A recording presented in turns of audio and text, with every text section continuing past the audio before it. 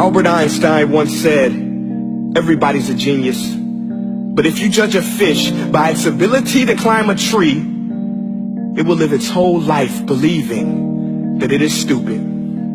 Ladies and gentlemen of the jury, today on trial we have modern day schooling. Glad you could come. Not only does he make fish climb trees, but also makes them climb down and do a 10-mile run. Tell me, school, are you proud of the things you've done?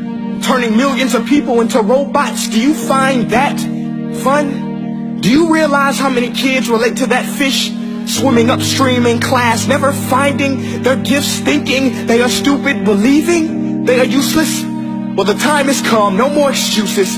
I call school to the stand and accuse him of killing creativity, individuality, and being intellectually abusive. He's an ancient institution that has outlived his usage. So, Your Honor, this concludes my opening statement, and if I may present the evidence of my case, I will prove it. Proceed. Exhibit A. Here's a modern day phone. Recognize it? Here's a phone from 150 years ago. Big difference, right? Stay with me. Here's a car from today, and here's a car from 150 years ago. Big difference, right? Well, get this. Here's a classroom of today, and here's a class we used 150 years ago. Now ain't that a shame? In literally more than a century, nothing has changed. Yet you claim to prepare students for the future? But with evidence like that, I must ask, do you prepare students for the future or the past? I did a background check on you and let the record show that you were made to train people to work in factories, which explains why you put students in straight rows, nice and neat, tell them sit still, raise your hand if you want to speak, give them a short break to eat, and for 8 hours a day tell them what to think.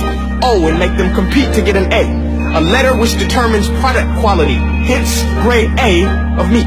I get it. Back then, times were different. We all have a past. I myself am no Gandhi.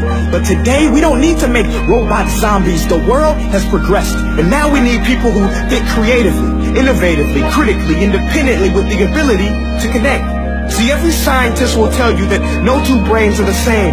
And every parent with 2 or more children will confirm that claim.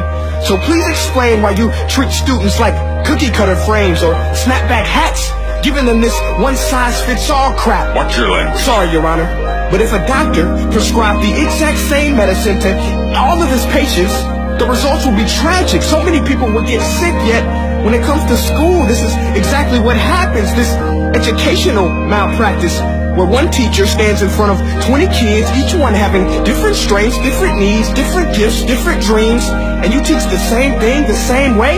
That's horrific. Ladies and gentlemen, the defendant should not be acquitted. This may be one of the worst criminal offenses ever to be committed. And let's mention the way you treat your employees. Objection. Overruled. I want to hear this. It's a shame. I mean, teachers have the most important job on the planet, yet they're underpaid? No wonder so many students are short-changed. Let's be honest.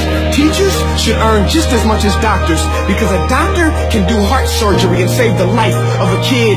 But a great teacher can reach the heart of that kid and allow him to truly live. See, teachers are heroes that often get blamed, but they're not the problem. They work in a system without many options or rights. Curriculums are created by policymakers, most of which have never taught a day in their life. Just obsessed with standardized tests. They think bubbling in a multiple choice question will determine success. That's outlandish. In fact, these tests are too cruel to be used and should be abandoned, but don't take my word for it. Take Frederick J. Kelly, the man who invented standardized testing, who said, and I quote, "These tests are too cruel to be used and should be abandoned." Ladies and gentlemen of the jury, if we continue down this road, the results will be lethal. I don't have much faith in school, but I do have faith in people. And if we can customize healthcare, cars, and Facebook pages, then it is our duty to do the same for education, to upgrade and change and do away with school spirit, because that's useless. Unless we're working to bring the spirit out of each and every student, that should be our task. No more Common Core. Instead, let's reach the core of every heart in every class. Sure, math is important, but no more than art or dance. Let's give every gift an equal chance. I know this sounds like a dream, but countries like Finland are doing impressive things. They have shorter school days. Teachers make a decent wage. Homework is non-existent, and they focus on collaboration instead of competition. But here's the kicker, boys and girls. Their educational system outperforms every other country in the world. Other places like Singapore are succeeding rapidly. Schools like Montessori, programs like Khan Academy, there is no single solution.